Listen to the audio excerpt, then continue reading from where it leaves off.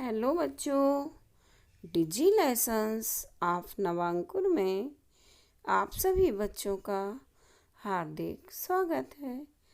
आज हम विषय हिंदी के अंतर्गत संज्ञा, सर्वनाम और प्रार्थना पत्र का अध्ययन करेंगे।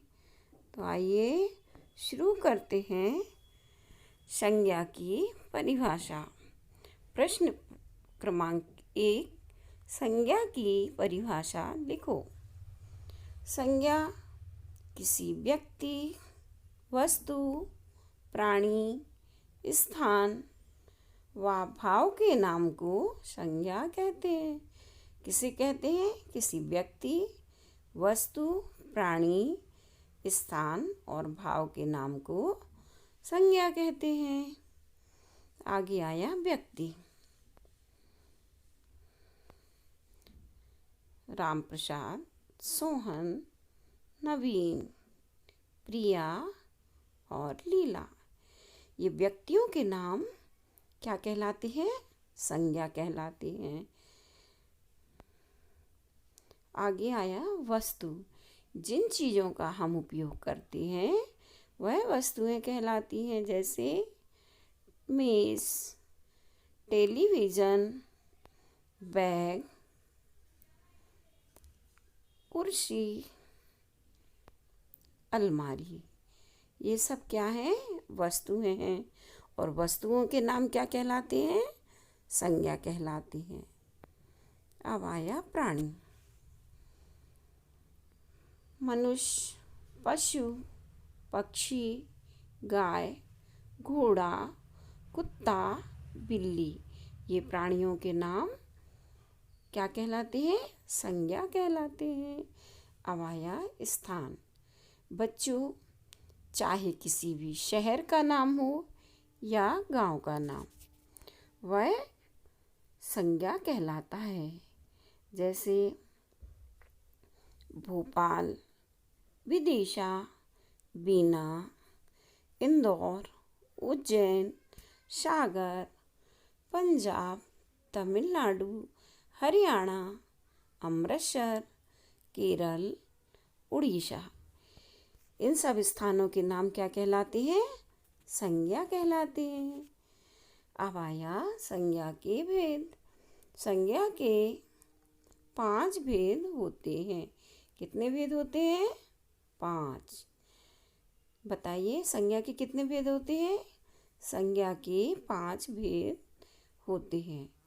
पहला है व्यक्तिवाचक संज्ञा, दूसरा है जातिवाचक संज्ञा, तीसरा है भाववाचक संज्ञा, चौथा है द्रव्यवाचक संज्ञा और पांचवा है समूहवाचक संज्ञा। आगे देखते हैं। बच्चों, आपको समझने के लिए संज्ञा की एक बहुत ही छोटी और आसान सी परिभाषा बताते हैं। हमारे आसपास जो कुछ भी दिखता है या हम उपयोग करते हैं वह सब क्या है? संज्ञा है। जैसे पलंग, कपड़े, बैग, पेन, पेंसिल, कॉपी, किताब, रुपया, पैसा आदि। ये सब क्या है? संज्ञा है। आगे प्रश्न क्रमांक 2, सर्वनाम किसे कहते हैं? तो संज्ञा के स्थान पर उपयोग आने वाले शब्दों को सर्वनाम कहते हैं। किसे कहते हैं? संज्ञा के स्थान पर उपयोग आने वाले शब्दों को सर्वनाम कहते हैं। जैसे तू, वह, आपका, कोई, यह, तुम्हारा, ये, वे, हम, मैं, तुम, कुछ, कौन, क्या, जो, सो, उसका आदि सर्वनाम शब्द हैं। आगे देखते हैं। उदाहरण के लिए, रीता ने पूनम से कहा। रीता ने पूनम से कहा, मैं तुम्हें पुस्तक दूंगी। इसमें मैं शब्द क्या है? सर्वनाम। रोली ने रीता से कहा, मैं बीना जाऊंगी। इसमें मैं शब्द क्या है? सर्वनाम। तीसरा है अनुज अच्छा छात्र है, वह प्रतिदिन विद्यालय जाता है। इसमें वह शब्द क्या है? सर्वनाम। तो आपने सर्वनाम को समझ लिया होगा। अब आए सर्वनाम के भेद। हिंदी में सर्वनाम के मूलतः 11 भेद हैं, जो ये हैं: मैं, तू, यह, वह, आप, जो, सो, कौन, क्या, कोई, कुछ। ये सर्वनाम के कितने भेद हुए? 11। पर सर्वनाम के मुख्य 6 भेद हैं। मुख्य कितने हैं? 6 हैं। और वैसे कितने हैं? 11। अब पढ़ते हैं। पहला है पुरुषवाचक सर्वनाम। दूसरा निश्चयवाचक सर्वनाम। तीसरा अनिश्चयवाचक सर्वनाम। चौथा है संबंधवाचक सर्वनाम। पांचवा है प्रश्नवाचक सर्वनाम।